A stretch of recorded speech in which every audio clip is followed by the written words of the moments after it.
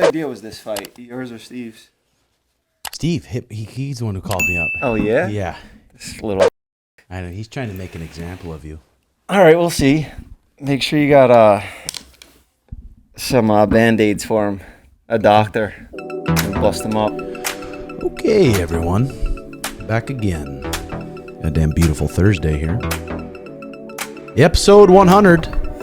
Can't believe we made it. I can't believe it, man. Episode 100. I know. You just hit episode 100. I just hit episode 100, yeah, but this is your day here. This is your episode. Yep. This is all about, us and the crew here. Shout out to the boys. Mm-hmm. Yeah. Thanks, everyone who watches and hangs out with us each weekend. I'm getting hydrated because it is, speaking of 100, Yep. it's over 100 degrees outside here. Let's get that posture cranked up. Episode 100 here. Grab yourselves a refreshment, have a slurp, and let's get fucking serious. Oh, man. I'm fucking revved up, baby. Bleep that out. All right. Thank you, Gloria Tells, Funky Jam. We're here with my buddy Jeff Wittek. His one of his soldiers, DaddySteve, messaged me, said, "Hey, I want to come out there, and I want to do a day in the life of a pro fighter, and then I want to fight Jeff." Yep. That's what he said. Well, first of all, thank you for having me here, man. This is huge. It's an honor to be on episode 100. When we started this thing 2 years ago, did you ever think we'd make it this far? Holy hell. Can't believe it. 2 years of this, man. You just came from Vegas. How much did you lose? I doubled up. I went straight in. I took 1,000 out of the ATM. I hit 2,000, and I heard Dana White's strategy about gambling. There's no strategy to gambling, but he said if you double up, just take that as like you fucking did it and get out of there. So I did that method this time, and it worked. Damn, and you bought yourself some new kicks with that cheddar? No. That was just something I normally do. I'm a big sneaker addict. But then I took that $1,000. I went to Sapphire Strip Club by myself because I'm just looking for some entertainment. I don't want to gamble, but I still wanted to sin a little bit. Mm-hmm. So I went right into the strip club, realized it wasn't my vibe, got a girl's phone number, and left. I went home. Yeah, last time, Sugar and I, after a couple of his fights, went to Sapphire and stuff, and it's just like, they get you so horned up, and those girls are experts, so they'll just start talking to you and start flirting you. They're experts, and then they're like, it's $600 for another hour. Yeah, and you're just like, God. Yeah, no, I wasn't even getting singles and doing all that. I was just like, let me just do some wild shit, because sometimes when I'm by myself, I just feel like I'm in a movie, and I just gotta, I'm just doing some, I don't know, I'm just experiencing life. You like being by yourself? Yeah, but at times it depends. If I do a lot, like say I just went on and did like a lot of shows, or I just went on a vacation or something, I need some alone time after that. I'm good for like a week of aloneness after a long time of socializing. After a week with Mike Majlak? Bro, this guy, I just went to Miami with him, and I feel like I'm working for him now. I feel like I'm like his assistant or something, because he's just got me tagging along. He's starting to throw orders at me. He's got me doing impulsive with him. For the time being, we're just like doing like one episode a month I'm doing with him. But that's fun. I love these guys. They're more my speed. They like the action. Logan, I just did the pod with him. He called out Bradley Martyn. That was dope.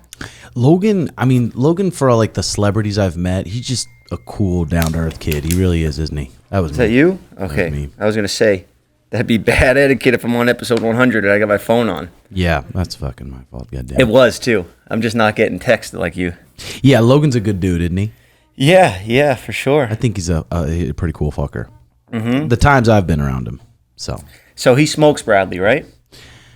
Bradley's going to be strong, and he's going to be athletic, and he's going to be explosive. I saw him race 6'9" one time in Miami. They raced for like a couple grand or something, just a foot race, and the kid can move. He's going to be strong and explosive. That fast muscle twitch. But that fast muscle twitch, it melts, and it melts quick. So in your fatigue, 30s, it starts fading? Not even in the 30s, not even strength-wise, but fatigue comes into play, and he knows it. Yeah. Bradley knows that he'll get fucking tired. So for me, I was doing a lot of endurance training. I did a half Ironman. I was doing a lot of like marathons and shit like that, and I realized that's breaking down my muscle twitch. And really, for training for fitness, I want to be quick. I want to be explosive, and I was doing the opposite. I feel like that's bad, right? I mean, it depends. If you're a slow twitch guy, and you're like a Diaz bro. I'm a mentally ill guy, so I gotta just go out for long endurance runs and stuff like that. Or it's either that or go do a bunch of drugs, go on a bender. Mm-hmm. And when you run, do you listen to tunes? Yeah, sometimes I'll listen to my own podcast, like a real sociopath, like Patrick Bateman out there, American Psycho, just run and listen to myself. But mostly it's for notes, to give notes to the guys on an edit or something, because I try not to be too hands-on in the edits and stuff anymore. I'll just review it if it was a spicy episode. We got into some crazy stuff. PR edits. Well, we're gonna bounce all over the place today, but I got some good shit, and I'm pumped to learn from you because I'm doing the YouTube too. I've been having my Patreon now for like 3 years, been grinding on that and podcasting, so I'm pumped to get some tips. I'm pumped to be here because you're a legendary coach. You're a very smart man. I'm a big fan of MMA. I'm a big fan of fitness. So, I always love these types of shows where I could just sit here. I could talk about MMA all day long. And my audience isn't really trained for that. So this is great for me. This is like a day off. Let's go, baby. Fuck yeah. All right, this weekend, Saturday, biggest card of the year so far, easily. Let's let it rip from the main event down. We got Dustin Poirier versus Justin Gaethje for the BMF title.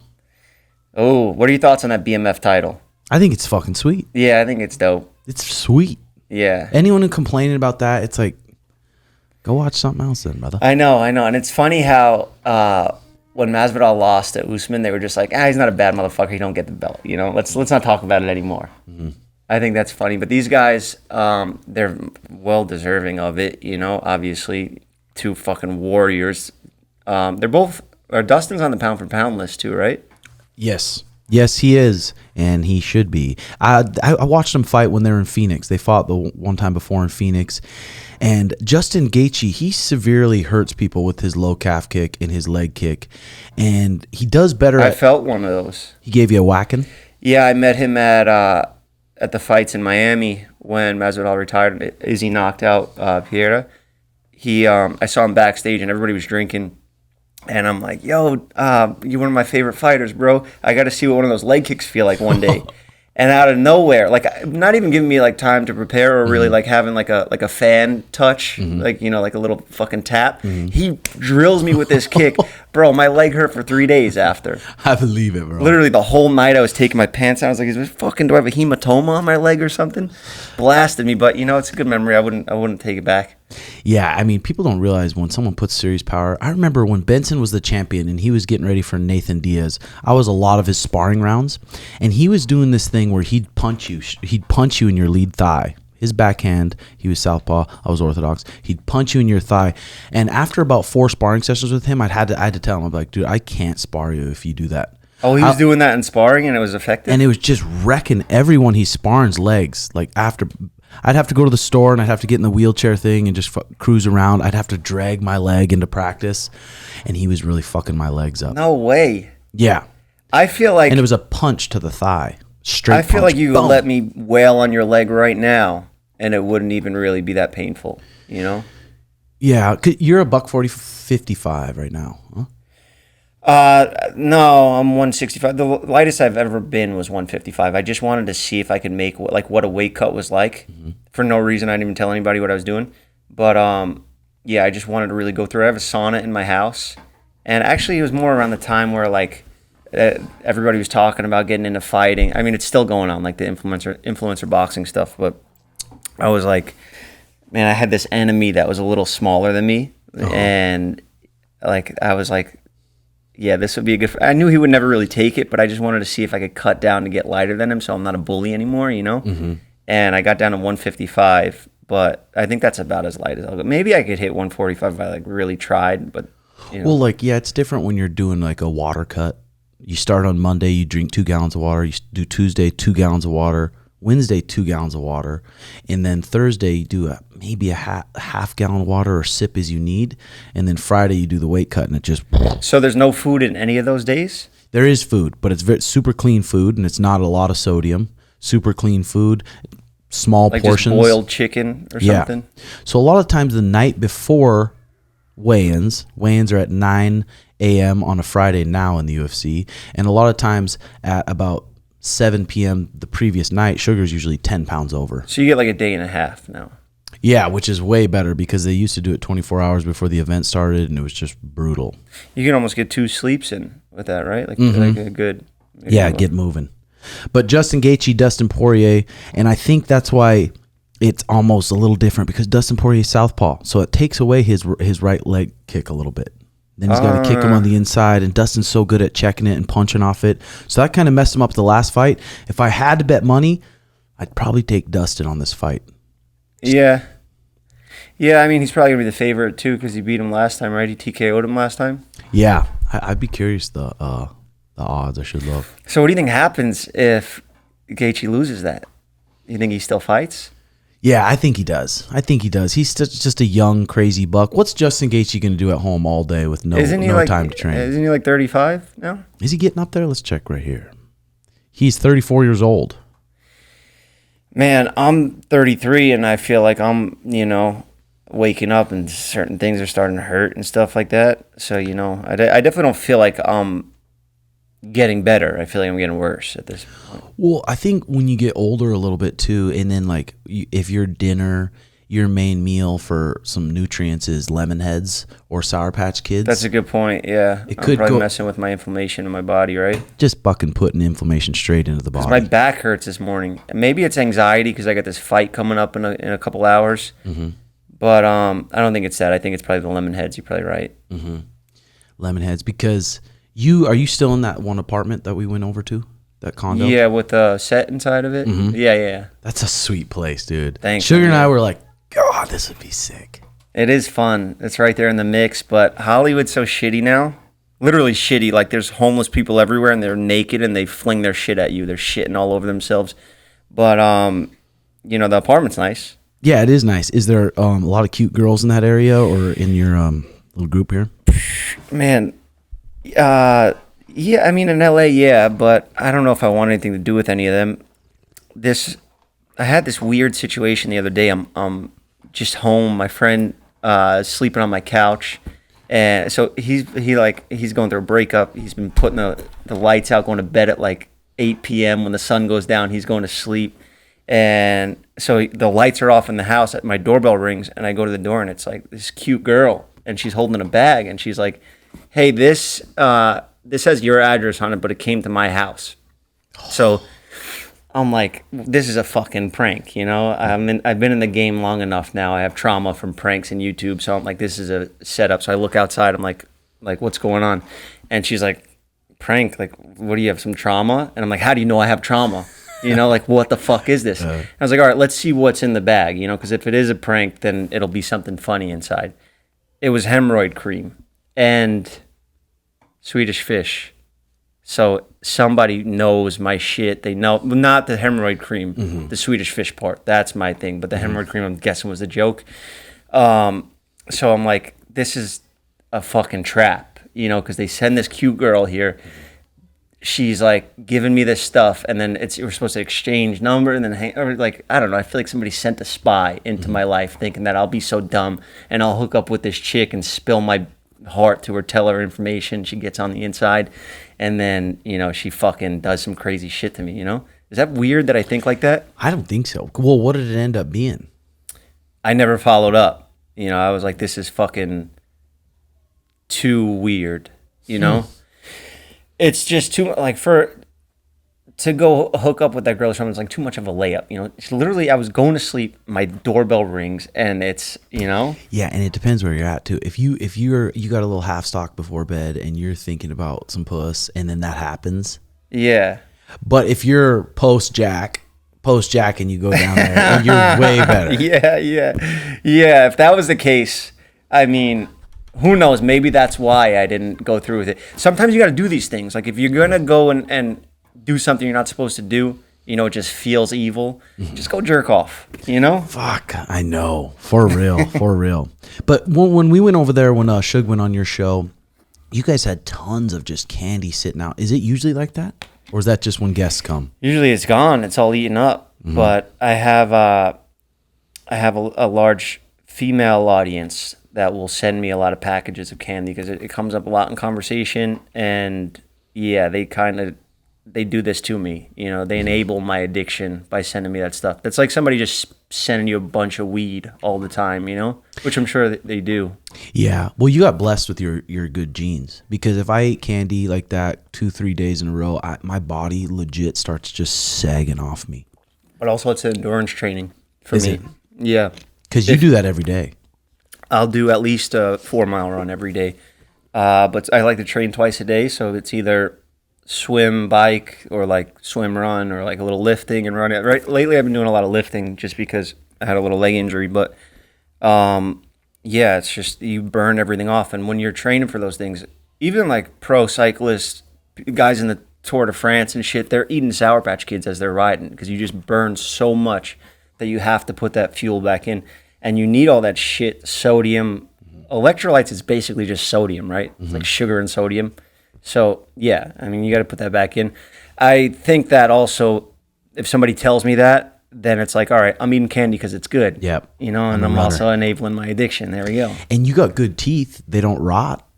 The front 4 are veneers, but the rest don't rot either. I brush my teeth a lot and take care of hygiene. You know, I have a beauty and hygiene brand, so it's big for me. Deodorant, all that stuff, showers. Hairspray. I've been using your hairspray for a minute. Oh, for real? You like For real, it? the- It's the nice stuff in you that. gave. Yeah, you got perfect hair for it. I like it a lot. Yeah, your hair is the best to cut too. That red hair, Really? it's the easiest to fade. You don't see no lines in there.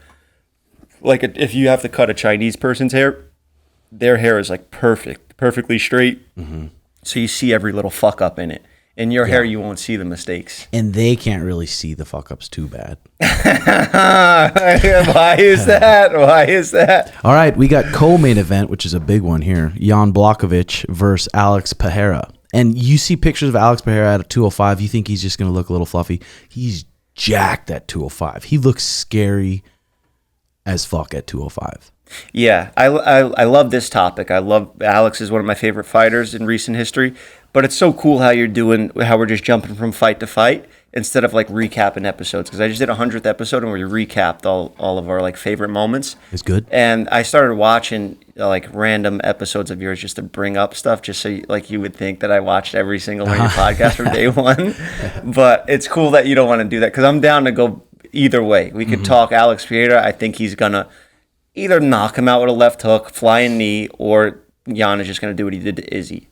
You know, God. And then you see Jan Blachowicz hitting pads too. And I bet him not really watching his diet, I bet he'd get up to 240, 235. A big dude. Jan will fight night? No. I bet at a fight camp.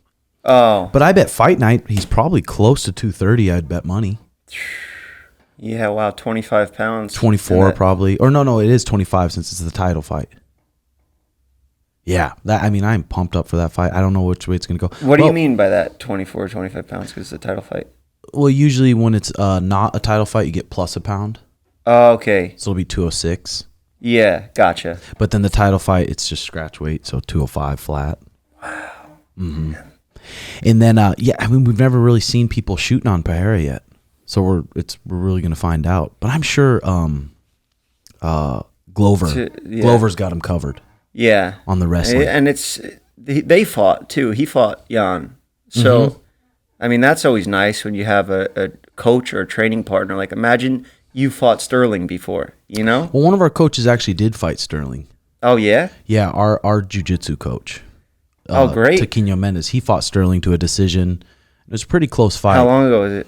This was probably 4 years ago. Oh, damn. So not even that long ago.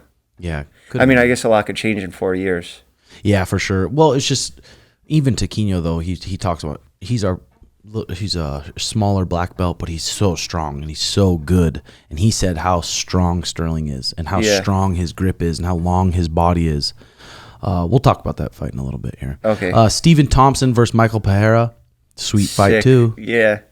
If you were to mimic anyone's style for your fight style, who would you try to mimic realistically? Did you ever hear me talk about this before? Because that was a perfect question. Obviously, Wonderboy. You know, I think what's his name? What's the other guy? Pierre. Michel Pereira. Michel Pereira. Yeah, they're both Pierres. He's dope, like to watch, like a video game character. But doing those backflips and shit is just I feel like I get tired first round. Wonderboy is he's so cool with it. He's so smooth. He's fast. And he's older, too.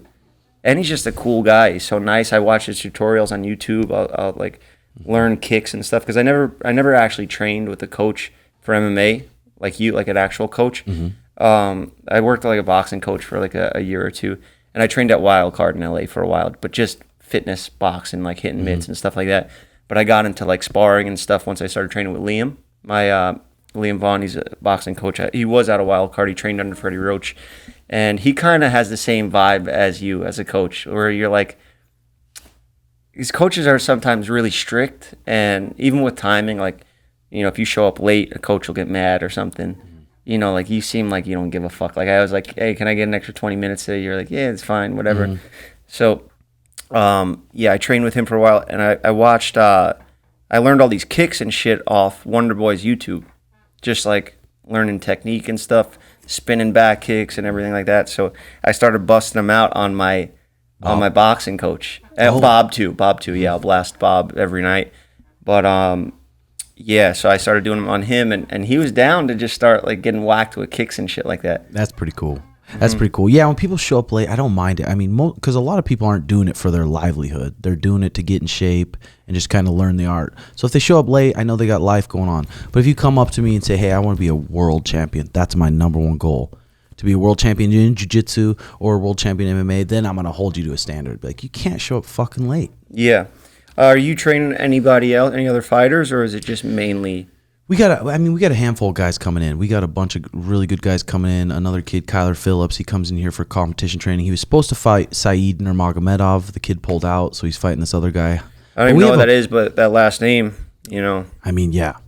And we got a bunch of tough up-and-comers, a bunch of amateurs too. So I'm working with a handful of guys. But a lot of the focus is on Sugar right now because we got a big opportunity. Yeah. Okay. But we'll get to that later. Yeah. Saving that. And then we got Tony Ferguson versus Bobby Green. I think Big Tony's 39 years old right now, and I think he's on a 5-fight losing streak. No good. Not a good look. And Bobby's just a maniac. He's going to go in there and try and knock him out. Should be a fun fight, exciting fight. I'm happy to watch it. I don't think Tony should be cut or, retire just yet, but maybe after this fight, we'll see how it goes. Call it good, yeah. Oh, I didn't even give the pick for Stephen Thompson. If I had to pick, I'd probably pick Stephen Thompson. Yeah, he's just such an expert at range. And the reason I brought that up is because when I saw you beating up Bob one day in your room, I saw your style, and I figured it was kind of like Stephen's. No way. Yeah, just the way you're bouncing sideways and stuff. Oh, like a karate guy. That's funny. Yeah, I guess so. Michel Pereira, I bet he'll come out. I bet he won't do the crazy shit he usually does. And yeah, I don't think he'll be doing this crazy stuff he does because to beat one of these elite guys, you got to be smart with your energy. And you saw Stephen Thompson against Kevin Holland, like walking into that left hand just like so fucking beautifully. Yeah, what a fight. When's Kevin Holland fighting? He's fighting this weekend. He is, right? He's always fighting. Every card. He's on every card. And he's got a tough one this weekend. This is going to be an interesting fight here. Michael Chiesa versus Kevin Holland. Damn, he keeps getting these grapplers, huh? Yep. Well, he's a grappler himself. He's a black belt in jiu-jitsu himself. Really? Michael Chiesa's a little bit funky and weird. Not the most athletic guy, but if he gets on your back, you are in trouble. And he'll come out and push the pace and be awkward and funky, and that works in MMA. Uh-huh. And then on the prelims, we got Big Derrick Lewis on the prelims. Damn, he's on a skid too, right? Yep. Hope to see him back. Someone I know that's close to him said his last fight, he legit didn't want to walk out and fight. He didn't even want to fight. Wow, that's crazy how that happens. Because as a fan, like just watching, you never think that would happen. You just think these guys are warriors and they just don't give a fuck. They have no nerves or anything. But you're just talking about a regular guy. You're talking about a heavyweight, a giant guy that's, has the most knockouts, right? Doesn't he have the most knockouts in the UFC? And he's scared to go out and fight?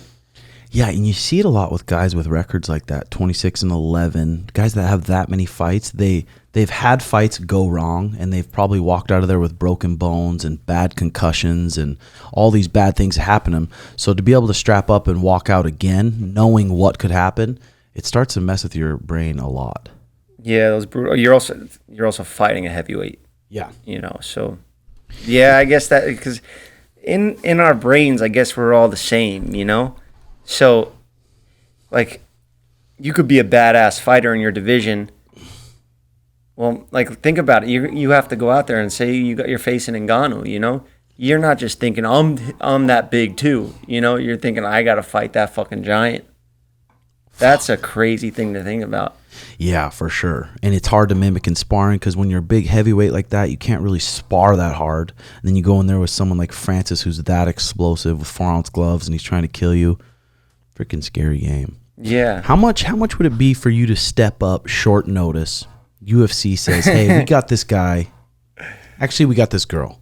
Okay. We got this girl. No. I could leave it as guy because I don't want to hit a Okay. woman. I couldn't even spar with a woman unless it's my sister. I'll fight my sister. Mm-hmm. Bare knuckle. Because your sister does jiu-jitsu, right? Yeah, and she's got me a few times, and she's always been like the badass out of me, my brother, and like all my siblings. My brother is 4 years older than me, so he, that's nothing. But at like 14 and 18, he's got a huge advantage on me. So my sister at that time, now she's 22, she would come in when I was getting my ass beat by my brother, and she'd fuck my brother up. So she always had my back. But now that she's been training for the past, 8 years or something like that, and she got really good. She's really good at jiu-jitsu. Sneaky tricks. Yeah, she loves triangles. Getting to your back. Does she get to the back? Yeah, but I am stronger than her, so I don't have much technique, but I know enough to not let her. Yeah, you got some of that male horsepower. Yeah, it does matter. Yeah, it does matter for sure. Have you ever thought about maybe doing like a little bit of jiu-jitsu, maybe like a private once a week with a black belt or something? Just I think about your this skills? every day. I actually do think about it every day. I just don't know the right gym to walk into. I have a couple friends, but these are like trainers that travel around with people and stuff like that. They're not working out of a gym. Mm-hmm. I wouldn't know where to start. I think about coming out here to see you guys often, but it's like a 5-hour drive or a flight, and then like where am I? I'm staying in a fucking Motel 6 or something around here. Yeah, maybe let me know what it's 140 degrees. What area you're living in, and maybe I'll find someone that can that's good and trustworthy just to come and maybe give you a private or a little something once a week. 'Cause you'd love it, dude. I would love that. Yeah. In the beginning, I was a little weird about grappling because you get all sweaty and stuff, and then you're rolling around with dudes all sweaty. But that you get past that after the first couple sessions, Mm-hmm. And especially you got a rash guard or a gi, and then they're strangling your face, and then the gi takes away a lot of the sweat, which is nice. Yeah. So fist fight, say 3-3-minute rounds, you versus Mike Majlak. Oh, 100%. I do it for free. And he knows. Does he know you? But don't say that in negotiations. You gotta stop saying that. Yeah. Does he know you would whoop him, or does he think? Oh yeah, he fucking knows. I've threatened him so many times when he's done some stupid shit. He's pushing it, and then I'm like, "Yo, go fuck yourself." You say something like that again, I'm gonna break your face, or kick him in his ankle because he's got a bad leg. But I don't even need. I would toy with him. And then he pipes down. Yeah, I would literally play with him like I'd be playing with my food with him. He's too old, and like talk about that fast muscle twitch, that explosivity. That shit is gone. His joints, his bones, they're all just dust. So I think I could punch right through him, and I would love that fight. That's a great fight. I don't know if we'll be able to sanction it because of weight, but I don't give a fuck. I'd do it on the street. It'd be an interesting matchup because I felt him is George Janko. Oh yeah, George is good, man. George is. He's strong. got a little scrap to him. Oh yeah, for sure. I like messed around like wrestling with him like in a Airbnb or something one time, and he was strong, man. He'll buck around. Yeah. I know I have length on him and reach, and I think striking, I definitely got him, but he gets a hold of me, and he's been training with you, so I know, man. Well, we had one session. Oh yeah, yeah. But he's trained before because he wears a gi. I think he wore a gi in like your podcast episode or something, right? Yeah. I think he just pulled that out. I gave him that gi, and then he just pulled it out for that episode. So. Oh, yeah? With UFC 291 this weekend and the BMF title on the line, it's the perfect time to get some skin in the game with MyBookie. Whether you're backing Poirier or Gaethje or siding with Blachowicz or Pereira, grab your buddies and bet together to experience a thrill like no other. It's simple. When your fighter wins, you win too at MyBookie. Plus, an undisputed welterweight showdown in Las Vegas between Terrence Crawford and Errol Spence Jr. sweetens the pot. It very rarely gets bigger than this in boxing, and MyBookie has all the action just a few clicks away. The best part is if you sign up now, I'll tell you how you can play with house money. Visit mybookie.ag online and use promo code REDHAWK, all caps, to claim a deposit match bonus. That's promo code REDHAWK on your first deposit so you can start the night off with the win. They'll double whatever you put in. If you're still asking yourself why you should choose MyBookie over the competition, it's simple. They give you the best bang for your buck, period. Bet anytime, anywhere with MyBookie. Okay, well, I'm thinking this guy is like... Your experience is pretty up there with his. Maybe. Especially if we get a workout today, then we'll be able to do it. I've never taken a... Well, actually, one time I did. I just went into the gym, and I just went after a black belt. He was like, try to tap me out, and I just went after him, like, full throttle. I caught him with, like, a wizard trip. And then he got my back and neck cranked me. He didn't get my neck, but he just had it on here, and all this shit started hurting. Well, this guy's gonna break my fucking nose with a choke. So then I was like, all right, that's it. Yeah, like Khabib when he had Conor. Like Conor's so lucky that referee was in there, because he had that neck crank like this, and Khabib probably could have broke his neck. And you see Herb Dean peel Khabib's hands off. He wasn't gonna let go, and then Herb peeled his hands off. Thank God. Wow. Yeah, it was brutal. What a time. Yeah. So for you, what age were you when you started on the YouTube? I started real young, man. I started at like 16, but nothing ever worked out, and I didn't really see a career in it. I just always liked Jackass, so I would make my own like Jackass videos, and I'd title them MTV Jackass, like some stupid stunt that I did, and sometimes they would catch the algorithm of like the Jackass things. But I was more into comedy always, and then haircutting. I would make videos around haircuts. And as I started meeting people, working with like athletes, celebrities, I would make videos around those haircuts, but I wouldn't talk in them. I would just put like B-roll music, and I'd post them on like YouTube, Tumblr, shit like that. And then Twitter came around. I started working with people where they could share my videos and posts. And then I started building sort of like, before I even knew that I was building a platform or whatever, I started using that to kind of grow my business and make a name for myself. And then when I started meeting all these YouTube Viners at the time, I was like, holy shit, this content thing is like right under my nose. I'm already cutting these people's hair. They're asking me to meet up for something every week, so it's not even like I'm, hounding them to come do my show or whatever. Like they're already asking me for a haircut. I'm like, oh, can I film it? And they're all down because everybody wants a little, all these guys want to just film constantly. So yeah, it was easy. And it wasn't, not the whole YouTube thing was easy, but that. Yeah. That when you were you working at the time, or how were you making money at the time? I initially moved to Los Angeles to buy weed and send it back to back home because you could double your money back then. Now you can't. It's been like ran through by the government. You can't really make money anymore. It's just there's not that much of a markup on it. But at the time, I kind of caught the end of it.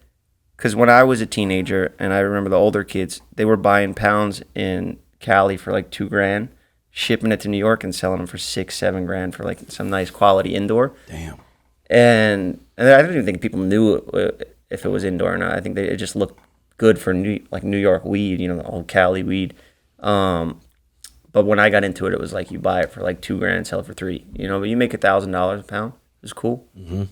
And then when were you like, okay, fuck, I could make this YouTube stuff my living?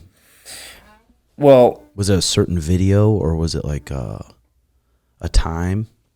I got this manager that he believed in me a lot, still with him till this day, and he knew what I was doing, because at first he didn't, and he wanted to have a meeting, and I pulled up in like $150,000 Mercedes. Mm-hmm.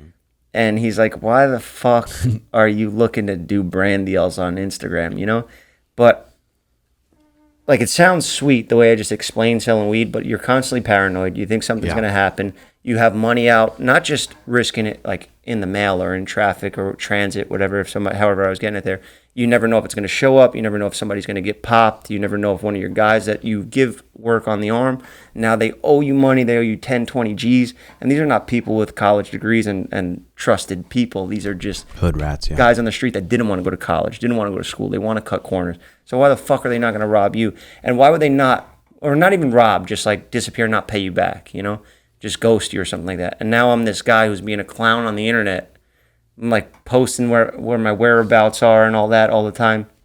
So I had to pick, like, am I going to do this? That will lead to nowhere. You know, you always see what happens at the end of the crime movies, you know? Mm-hmm. The bad guy either dies or goes to jail. So it's like, you know, do that, keep trying at this shit.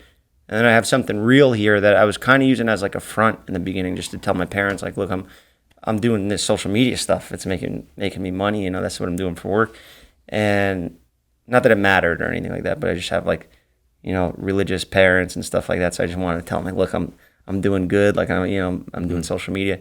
But then, I was at a crossroads. I had to pick, and it was easy, the choice to make. You know, I was like, I'm either going to go all in with social media, or, you know, because if you half-ass it, it's not going to work out. You can't look at a career that's like the most sought after career now. They do literally surveys with kids where it's like, you know, what do you want to be when you grow up? And it used to be astronaut and doctor, but now it's YouTuber. So if I think that I'm going to, you know, do that as a side hustle, then, you know, I might as well just give up then, because it's not going to work out. You got to be obsessed with this shit, you know? Yeah. I think somebody's going to win a world title selling weed and doing yeah, that's what, I mean, Suge says. We watched Narcos and stuff, and he's like, man, maybe we should get into the drugs. I said, dude, you don't even... He's out of his mind. Yeah, you don't have peace. Like, you don't even have peace. Yeah, it sounds cool, and you feel like a gangster, but every night you're going to bed, you don't just sit there, and you're not peaceful. Yeah, unless you're some sociopath. Like, and I was never about, like, really, like, I'll fight, I'll like, you know, do what I got to do to, you know, just keep the business running right, but I was never about really like killing people. You know, I can never I thought about it before, like if it ever came down to it where it was like life or death and my life was on the line, then yeah, I guess. But, you know, like in the movies where they just fucking smoke people and just everybody getting shot up, like what's the worst you could do? Say this guy clearly stole 10,000 from you, and now you have him. I mean, 10,000 is not even worth, Let's not say even a number really 100,000. worth. Yeah, 100,000 is where, like, you know, that's like on the level of going to pistol whip somebody, you know. But pistol whip them. Yeah, cut them. You know, yeah, you could do shit like that, but a lot of times now, you know, the person is going to run away. You're never going to get your money.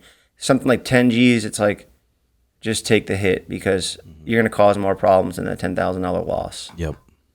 But, you know, you can fuck with people in ways where they don't even know, you know, where it's coming from. And then maybe, you know, they'll think that, you know, karma, I got to go pay back the money. But I never really got too deep into shit like that, you know? Yeah. I just know stories because I was around it. I was around so many other people that were dealing with shit like that.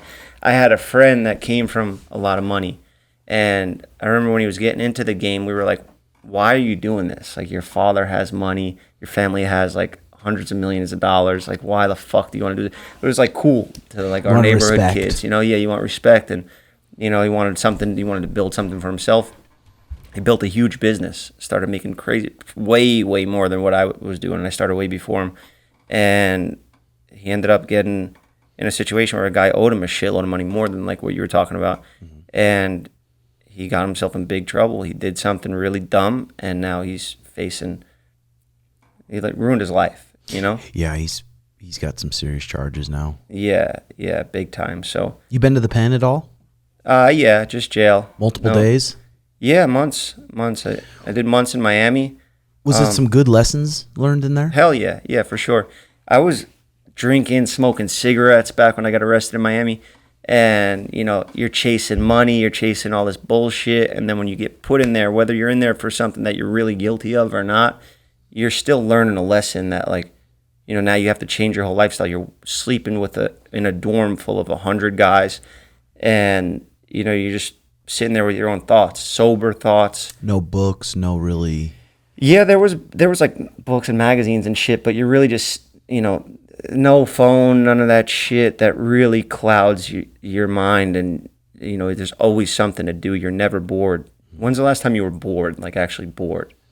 Yeah, I mean, it's just forcing myself to meditate in the morning is hard enough, and that's the only really time that I'm really not on some sort of stimulation. Yeah, I try to be aware of it, but it's freaking hard now, especially when everything's online with with the gym, with the business, just everything. So then I can make the excuse, I'm working. Blah, blah, blah. Yeah. TikTok's right there. Reels, it's unlimited. It's nonstop. So yeah. So when I value that time. Like I wouldn't even mind another arrest if I knew. If I got arrested right now and I was like, "All right, you're gonna do 2 weeks," I'd be like, "Okay." If I know that I'm getting out in 2 weeks, cool. But every time I've been arrested, it was always like, "You're gonna be here forever." Throwing the fucking bookie. We're gonna make an example out of you. And then, eventually I'll get out, because they always throw the most at you right away. Like, oh, this guy's going to face, maximum sentences, 25 years. But, you always end up getting fucking whatever. Dialed down. In LA, they kick you out after 10% of your time because jails are so packed. Holy. I got arrested for a motorcycle chase. I was felony evading for like a half hour. I got caught by a helicopter. And was that when I saw on your Instagram when you were on the scooter with the child? No. That was just a joke now because it's like, this is like 10 years later. But yeah, I got caught up and I had to sign a paper for 160 days or 180 days. It was 6 months. And my lawyer's there. He's like, yeah, don't worry, you're only going to do 18 days. And I was like, this fucking paper says 6 months I'm getting sentenced to felony evading. And he's like, no, trust me. Just like, this is LA. If it's nonviolent, they'll throw you out. They don't have room for you. And sure enough, 18 days in, I thought I was there for 6 months, man. Oof. 18 days in, they're like, Wittek, pack up your shit. I'm like, no fucking way this is real. Did you earn some respect in there? Like, did you make some buddies? Were there some cool guys? Were there some bullies that you just stayed away from? Or? Well, LA is so political that, you have to go with your race. And my race is blacks. Yeah, so straight to the top. Went in there and fucking took over. It was the Woods. I was with the Woods, and there was only one other guy that was in the dorm. So we were outnumbered heavily. So I said, we are not gonna fucking do shit. We'll follow the program, which was fun too. The program was good because it's just they make you work out. The guys just. So for the Mexicans, their program is like you have to follow these rules. You wake up at 10, you're out of your bed at 10, you have to make your bed, and then you go work out. And you have to work out every single day. Minimum 113 push-ups for MS-13. So every day I'm doing 113 push-ups, which I like. I like fitness, especially I'm in there. There's no drugs, there's no alcohol, and I'm sleeping good. I want to work out. But if you don't work out, then you're going to get a strike. 3 strikes, you're getting jumped under the staircase. So I was into that, and I just told the other kid, because I was in there before him, and then he came in. So I was in charge of the whites in my dorm. One guy, but it's like I just fucking get You're in charge. I'm in there, I'm running the whites, but it's only one guy, and he's younger than me. So I'm like, look, just do the fucking push-ups and make your bed, Yeah. And if a fight pops off, you can't watch it, because if you get caught looking at it, you're drawing attention to it, and that sucks, because we love watching fights. You get no action, nothing goes on for months. And then finally a fight live, know? You're naturally gonna watch it. And you don't have shoelaces, so you can't pretend to like bend down, tie your shoe and watch, or nothing. You can't really Nothing. And they're watching you to see if you're watching, because they know usually when fights happen, they're planned. Like they're setting up something. Somebody's gonna jump somebody. So yeah, I got caught watching, and that was my only strike that I got. Damn, that's pretty badass. So when you were struggling on the YouTube, were you struggling to make rent at any point in California, or did you have some bread saved up? Was there ever any points where you're like, damn, I'm on to my last dimes? Yeah, of course. I've been wiped out to zero before, but I've always been able to figure it out, because in the weed business, it's like basically you're like a stockbroker, I was basically like trading commodities. I'm buying stuff in bulk, wholesaling it. So at that point, if you find the right person to give you credit, you could always dig yourself out of a hole. So if I ever got down to zero or below zero, then I would have to pull some moves and just stay confident when you're going into these meetings. Everything's great, portray the image of success. So then when you need to borrow money, people trust you. And fortunately, that didn't happen much, but it did. it did happen. And yeah, I was able to get out of it. So, hopefully we don't go back to that. Yeah, it's pretty badass. I mean, when we were coming up to fighting, when Sugar and I had an apartment and stuff, he was the only one with his med card, so he'd go buy the 8s for however much, and he'd sell them for double, because that was back when it was illegal. Oh, Sugar was a little and I'd be trying to, dealer, I'd be trying to get him to come. I'd be like, let's just smoke it, dude. You want to have a good night, or you just want to be fucking losers? He's like, I need to get my money. Yeah, and then he tried to grow it in his closet, and he ended up getting a little stem about that big. Oh my God. Yeah, that's so much harder. Just plant the seed outside. Yeah, fuck. Because I had a grow once too, because I was like, I got to get out of this fucking, hustling game. I'm just going to, invest my money in a grow, get a warehouse, and do all that. And then that was just like, you are working like a fuck. Like, it sucks. You're a gardener. You're a landscaper, And that was brutal. I realized, this is not for me. I always wanted to do something with entertainment, creativity. And, I got out of that too. And now, though, now you got such a big platform and you have so many fans and stuff. Do you get stressed out, or do you get anxiety about what's next when it comes to being creative and stuff? Yeah, but that kind of, I've been at it for so long that, not really. In the beginning, when I had some momentum, I'm like, I got to keep this momentum, otherwise I'm fucked. Where's my next check going to come from? But now with the podcast, and the audience that I have, it's pretty loyal. Yeah, it's loyal, it's consistent, and I don't have to stress as much. You pretty much just live life, and I have enough life experience where I feel like I have an edge up on these other podcasters. So yeah, for sure. I mean, I took a lot of just inspiration from your show. Get the fuck out of here. I'm dead serious. Jeff FM? Yes. No way. Yes, just with the set and everything. Yours was my favorite set, so I wanted to kind of set things up similar. Damn, that's dope. Yeah. Yeah, you have no idea who actually watches your shit, Yeah. But that's really dope. And then, so how long have you been on with Patreon? Patreon, I started with when I had the documentary coming out, because it was just so bloody and gory, and I spent a lot of money to make that, and it was a story that I really wanted to tell the right way, and I don't want to have to censor all this shit. So somebody suggested just do Patreon, and I did that, and it became the most subscribed Patreon of all time that week. Within 7 days, it shot up. That's badass. But then it immediately dropped after. Yeah, a month after. Because I had no other fucking secrets to put out there, and I just started doing I don't know, mukbangs and shit. Just I was doing live streams and stuff. But now I've cut back on Patreon. We're making it a little less obligation. We do early access, and I'll do deleted extra bonus stuff that I have. But I don't go out of my way too much, because I was making the videos I would make for my YouTube channel and put them behind this paywall. And the beauty of the internet is you can make something and it has endless potential. It's almost like you're fucking scratching a scratch off, like a lottery ticket. You never know. You wake up and you look at your video and it's like, holy shit, that shit took off overnight. So I lost that part of it. And that's what really drives me to really want to be really good at this shit. Make the videos fucking perfect, and Yeah, that's what because I look at some people and how many videos they've posted up, and they have double the amount of mine, but a lot of my videos are going on Patreon, so I'm kind of dealing with that too. What should I put on YouTube and what should I put on Patreon, and the scheduling of things. Yeah, you just gotta reevaluate. And I feel like if you're making those videos and they come out early on Patreon, so the people that are paying get something, they get to see it before everybody else does, and that's cool. But taken away from your content going out there for the masses, for as many eyeballs as possible to see it, I feel like I fucked up on that a little bit, because I have so many videos behind this paywall. I did a vlog, I might have 50 vlogs on Patreon that nobody's seen. So, which is pretty badass.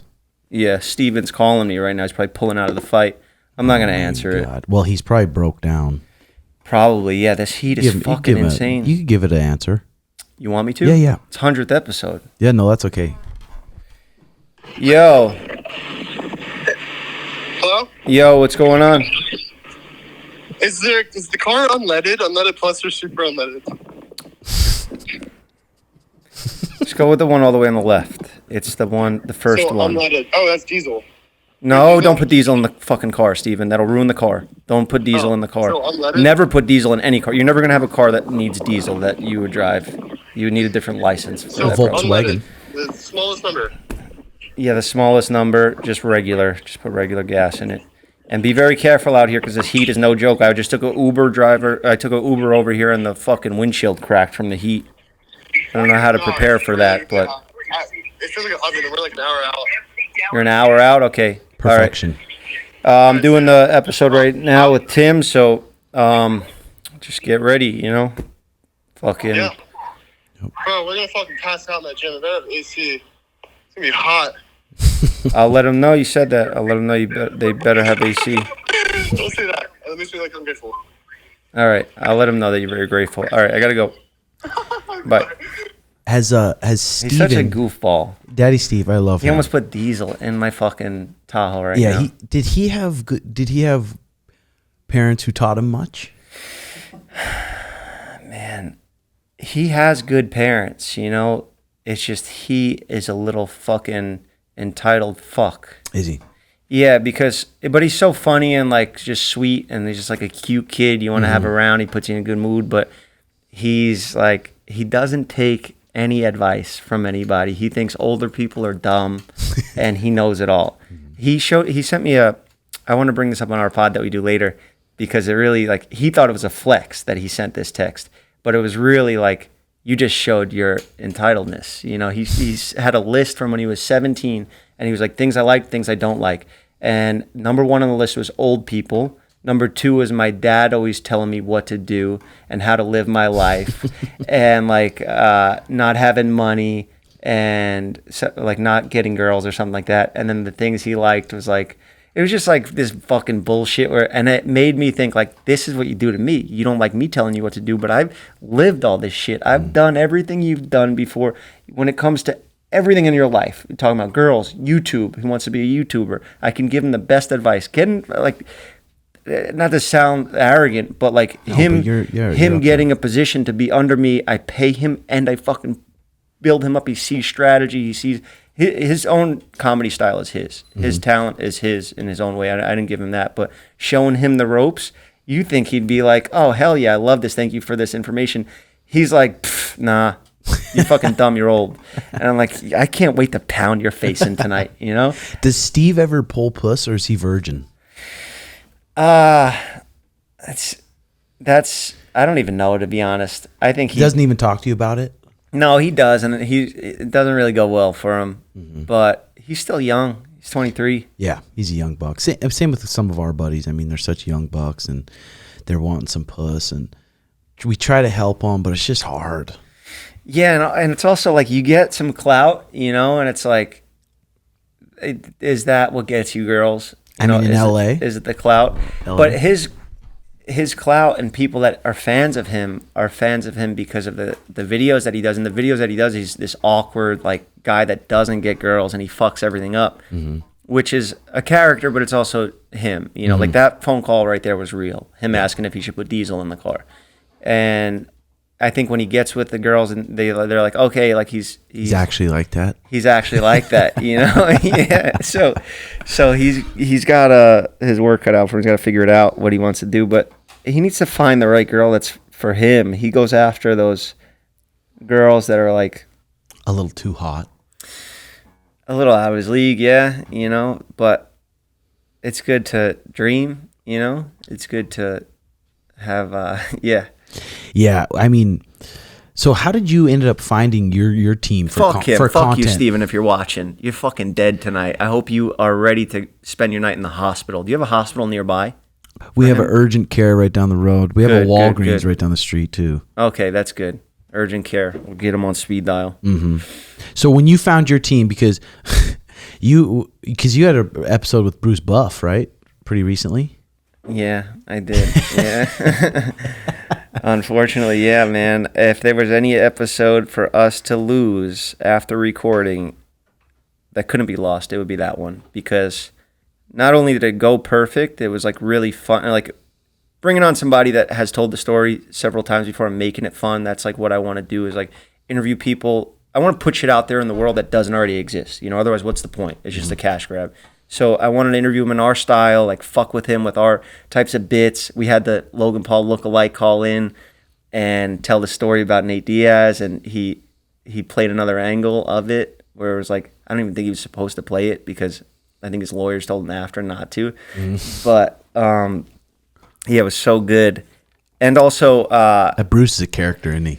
Bruce is a character, and I'm a big UFC fan, man. I'm a big UFC fan. It's my escape. It's almost to the point where I have to train myself to stop watching so much UFC because it doesn't really benefit me in my career. I don't talk about it for the podcast or work or anything like that. I should be watching comedy. I should be getting inspired with like filmmaking and shit like that, but I love UFC so much. And if you think about it, every time there's a fight, it's different people, but there's always one guy that's in the octagon for every fight. Not the referee, they change that. The fighters, they change. But Bruce is always in there to start off. Yep. So when he starts announcing and he comes in there, I just go, fuck. I'm a fucking idiot, So that's how I feel every time I watch UFC now. So I'm gonna start having to watch street beefs, switch it up. I'm just gonna go full on diehard street beef fan. Yeah, street beefs is good. I actually took some of my guys out to a street beefs probably 3 years ago now. A bunch of five of my guys that want to fight. And when Sean and I were coming up in Montana, we could fight damn near every weekend. We would have a lot of fights. I probably went from 14 to 18. I probably had 16 boxing matches, and then you couldn't fight MMA until you're 18. So it's the day I turned 18, I had my first MMA fight, and you could just fight on your 18th ton. birthday. You had a fight? Yeah, that's fucking insane. That's great. And then you could fight a ton. So I took these guys out there, and it was just in like this dirt. They had the dirt ropes, and it was street beefs. And it was kind of scary because I thought one of my guys killed a dude. He head kicked him, and the dude was stiffened up, and it was just bad. But 5 of the guys whooped everyone's ass, and it was a good experience. But I definitely won't take them back to the old street beefs. Damn, that sounds sick. Do you have any footage of that? Yeah, we do. We did a vlog on it. That's dope. But I think our vlog guy was so nervous too, so he didn't even get real good footage? Shots of it. Yeah. Damn, that's dope. Mm-hmm. So do you still have the same team you've had a long time for your content? Your pretty much, yeah. And stuff? Yeah, I have a pretty big team that people don't even know about. Like I have, like I said, that hair and hygiene brand. I have girls I work with on that, and they're pretty much like creative directors for me. They help me with a lot of my just whatever, just everything. Just shit.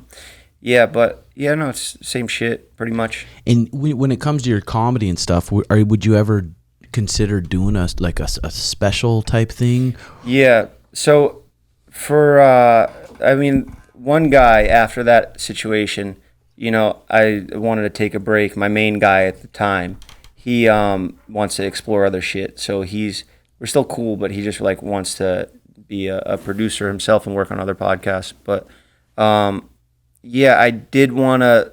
I always love incorporating my crew, like just cut to behind the cameras, and just it kind of shows the production that we're not a real production company or like the traditional. We're a real production. We're not like a traditional like old school, like we run the fucking AC. Do you guys turn off the air for sound? No, it should be on. I don't know what the fuck's going on back here. I don't know if it's yeah. Yeah. Well, no, I'm just like we're getting warm. You go to like professional sets and shit, like everything has to be perfect.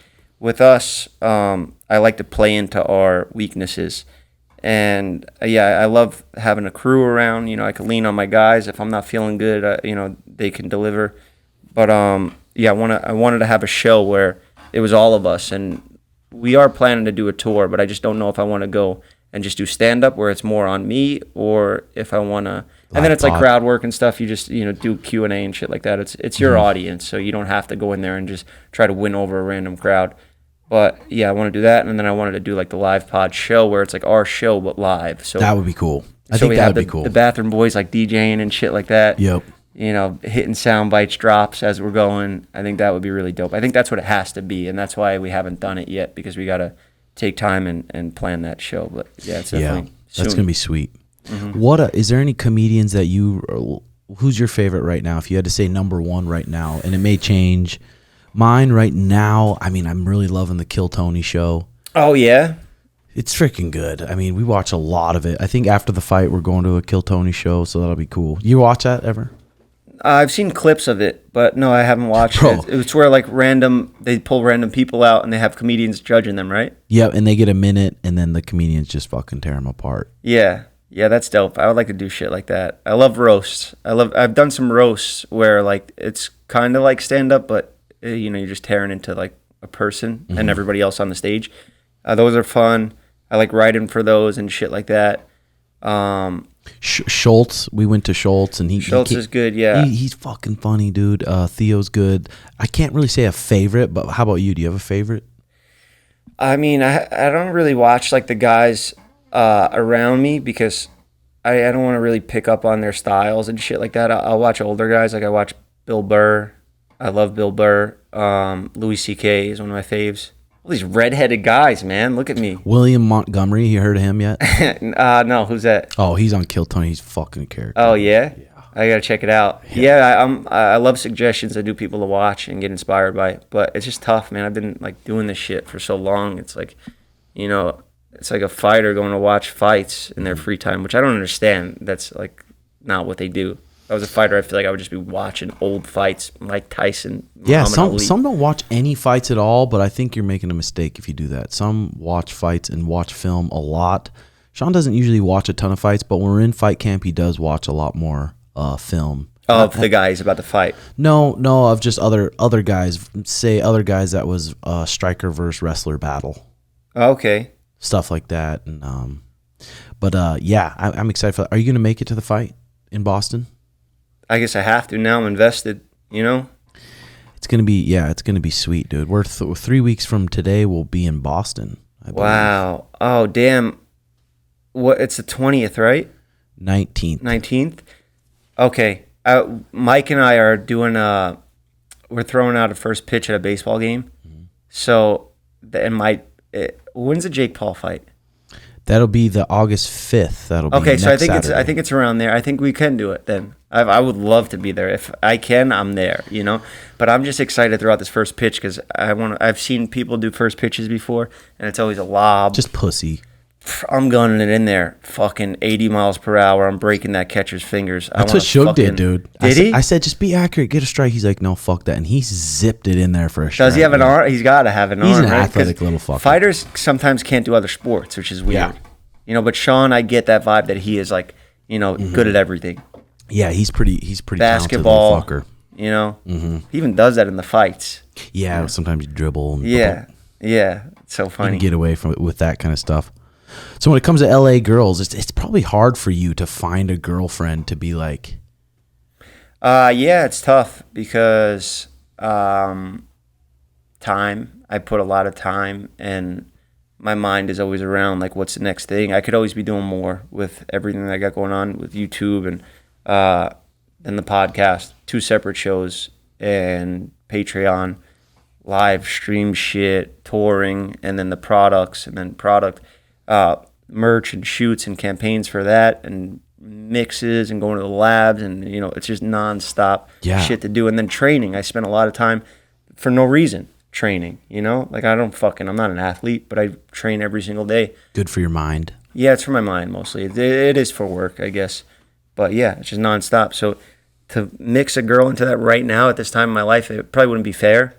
But if the right one pops up, then, it's great. Yeah, maybe a girl. I'll make sacrifices for sure. Maybe a girl who is super passionate about something of her own. That's what I need for sure. And that's tough to find where I'm at because it's a lot of Instagram models and stuff, which you could be passionate about Instagram modeling, but what comes with that is not really what I want to deal with right now. I would love to have somebody that I could support. I've dated actresses before, and I could really appreciate their work ethic because they get up super early. They're on set 5 a.m. They got to be professional. If you're on a big show and you don't show up, you're getting sued for that. They'll fucking tax you because they got 100 other people they got to pay to show up that day. And when it comes to just hooking up with some strange puss once in a while, you probably got to be, someone with like the status you have, you got to be careful. I'm very scared of everything. Yeah. So that's why I try to tell Suge because that motherfucker gets crazy. And I'm like, dude. Oh, just jerk off, bro. Just go. Just if you're thinking about doing some stupid shit, just go jerk off and then think. Yeah. And see how different your brain is. You're like, I was gonna do what? I was gonna go fucking do what with a? Yeah, no. That's the secret. Just have a yank and you'll be thinking a lot better for sure. Donald Cerrone says he's going to knock the shit out of Andrew Tate. He says, I'm going to knock the shit out of you. I'm a real fighter. You're a fake bullshit wannabe fighter who made up a bunch of world championship belts that you bought off eBay. And Donald's looking jacked. For this last fight, we were sitting next to him, and he's on the TRT now, and he's probably feeling big and strong. I need to get on that shit before this first pitch that I'm throwing out. I might juice for 2 weeks before I throw out the first pitch. So you're throwing a pitch, and then Mike's going to throw one right after? I think Mike is going to maybe just hang out. I don't know. I don't think he cares about shit like that. He's probably just going to Snapchat it. That's what he's obsessed with now, Snapchatting, which is good because he's crushing it on Snapchat. He's making really good money just from, posting his life, which is the dream. That shit's pop. I mean, Snapchat it seemed like it just blew up pretty quick. Yeah, well, they're paying people, so we'll see how long it goes before they either go bankrupt or it works out. So, all good things come to an end. It'll run out, but get it while you can. I see Sugar's on it. He's in the creator program. So, for those who don't know, Snapchat pays creators if they have the yellow star or whatever. They run views? ads. Well, they run ads between like every 5 frames. So you're supposed to post like 50 times a day, 100 times a day if you want to make good money because you're going to get more ads seen, and then you get more. They pay you in crystals. It's like they gamify it, which is cool. It works. It's smart on their part. So I wonder if they pay the same if someone clicks through the ads or swipes past the ad.